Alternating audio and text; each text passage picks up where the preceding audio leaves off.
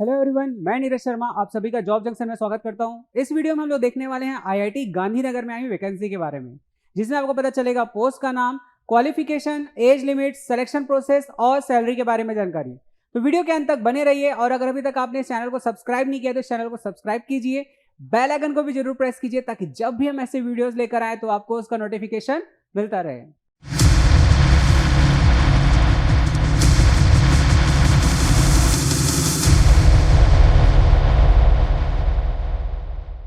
तो चलिए जानते हैं आईआईटी गांधीनगर में आए हुए वैकेंसीज के बारे में। तो जैसा कि आपको इस स्क्रीन पे दिखाई दे रहा है कि यहाँ पर 9 अलग अलग तरीके के यहाँ पर इसमें पोस्ट आए हुए हैं। तो चलिए एक एक करके इन पोस्ट को देखते हुए चलते हैं और उसके डिटेल्स को समझते हैं।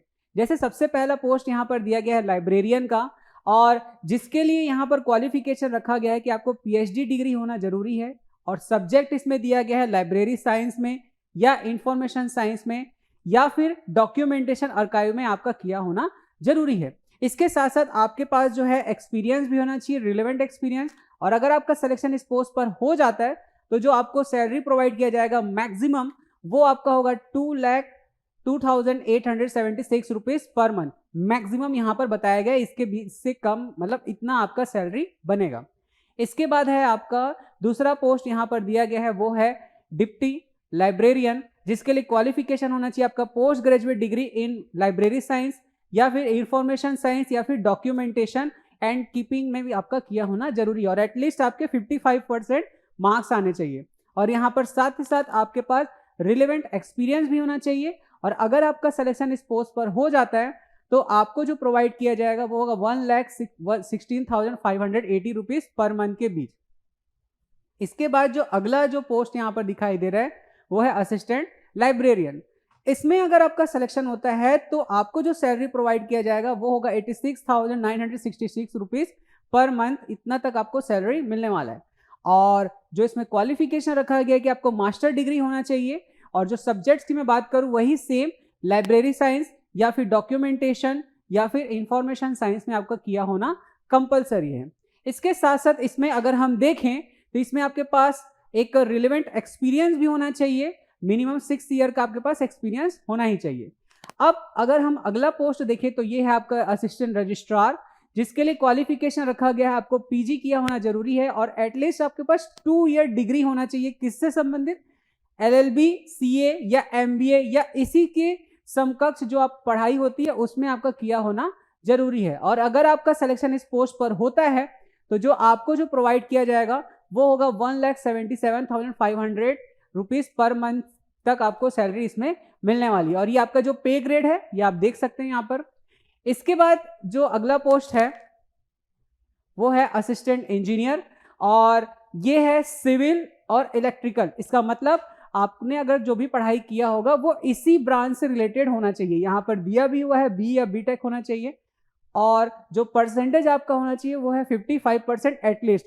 इसके साथ साथ ये ध्यान दीजिएगा कि ये जो है डेपुटेशन पे आएगा ये पोस्ट। इसका मतलब कि इसको डेप्यूट किया जाएगा किसी डिपार्टमेंट के थ्रू।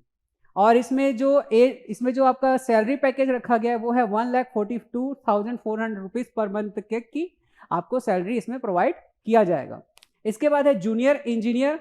जूनियर इंजीनियर में भी वही सेम ब्रांच है, सिविल और इलेक्ट्रिकल। इसके लिए आपको डिप्लोमा किया होना जरूरी है, और अगर आपने बी या बीटेक किया हो तो भी आप इसके लिए अप्लाई कर सकते हैं। और इसमें अगर आप सेलेक्ट हो जाते तो आपको सैलरी मिलेगी 1,12,400 रुपीज तक के आपको मिलने वाली है। इसके बाद जो अगला पोस्ट अगर हम देखें तो वो है सीनियर लाइब्रेरी इंफॉर्मेशन असिस्टेंट। इसके लिए क्वालिफिकेशन रखा गया है मास्टर डिग्री, और सब्जेक्ट है लाइब्रेरी साइंस, इंफॉर्मेशन साइंस या फिर डॉक्यूमेंटेशन विद। और इसमें अगर हम देखें तो आपके 55% मार्क्स होने कंपलसरी है। और सेलेक्ट होने के बाद जो आपको सैलरी प्रोवाइड होगा वो होगा 1,12,400 रुपीज तक की आपको मिलने वाली है। इसके बाद अगर हम देखें तो जूनियर सुपरिटेंडेंट का यहाँ पर पोस्ट है, और इसमें जो क्वालिफिकेशन है वो है मास्टर्स डिग्री, और एटलीस्ट आपको 55% मार्क्स लेना कंपलसरी है। तो ये तो थे इसमें पूरे के पूरे यहाँ पर पोस्ट और उसके सारे डिटेल्स। अब बात करते हैं कि आप इसमें अप्लाई कैसे करेंगे। तो अप्लाई करने का तरीका ऑनलाइन मोड है, जिसका लिंक आपको इसका ऑफिशियल वेबसाइट के साथ साथ हमारे डिस्क्रिप्शन बॉक्स और कमेंट एरिया पर भी मिल जाएगा। और इसमें सिलेक्शन का प्रोसेस यहीं से स्टार्ट होगा, और जो कि बहुत ही सिंपल है कि जैसे ही आप इसमें अप्लाई करेंगे तो आपके मार्क्स और आपके एक्सपीरियंस, इसके बेस पर एक शॉर्टलिस्ट किया जाएगा आप लोगों को, और फिर आपको इंटरव्यू राउंड के लिए बुलाया जाएगा, और इंटरव्यू के बेस पर आपका सिलेक्शन इस पोस्ट पर कर दिया जाएगा। तो बिल्कुल देखिए इसे, अगर आप इन पोस्ट के लिए एलिजिबल हैं तो इसे जरूर अप्लाई कीजिए, मिस मत कीजिए, क्योंकि आईआईटी जैसी संस्था में वर्क करने का मौका बार बार नहीं मिलता।